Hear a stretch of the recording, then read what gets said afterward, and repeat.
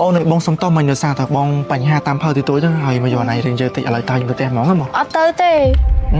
អត់ទៅទេ អត់ទៅទេមកទៅផ្ទះ អត់ទៅទេ កាត់អី មុនគិតថាយើងបាយគ្នា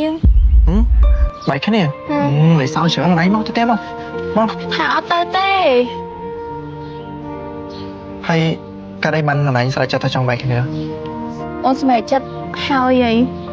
គិតថាបែងអត់អាចផ្ដល់ឲ្យអូនគ្រប់យ៉ាងទេហើយជិះម៉ូតូក្តៅហើយនៅផ្ទះជួលស៊ីអត់ស៊ីឃ្លានគិតថាយើងបាយគ្នា អូខេអត់អីចឹងបើសិនជាណៃស្រាច់ចិត្តថាចង់បាយគ្នាដោយសារតែរងៃបងដឹងថាណៃរស់នៅមួយបងពិបាក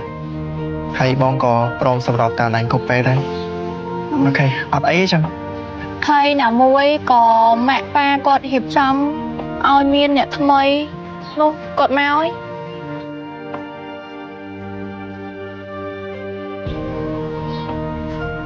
អូខេចាំតិចណាចឹងចាំបងយកអីណៃផ្លាត់ចាំផ្លាត់ណា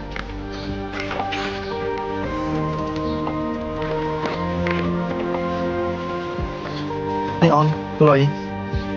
អត់ទេបែងតប អត់អីណៃទុកឲ្យដោយសារតែបងប្រឹងថាការរងៃហ្នឹងដើម្បីសំលុយទិញផ្ទះនៅអត់ព្រោះអីរងៃបងចង់នៅផ្ទះជួលចឹងណាចង់នៅមួយឯងតែឥឡូវអណៃស្រាច់ចិត្តថា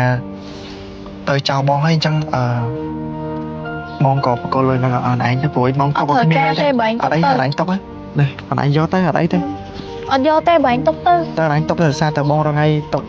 ក៏អត់មានប្រយោជន៍ដោយសារតែឥឡូវអនឯងបាយពីបងហើយទុកណាអត់អី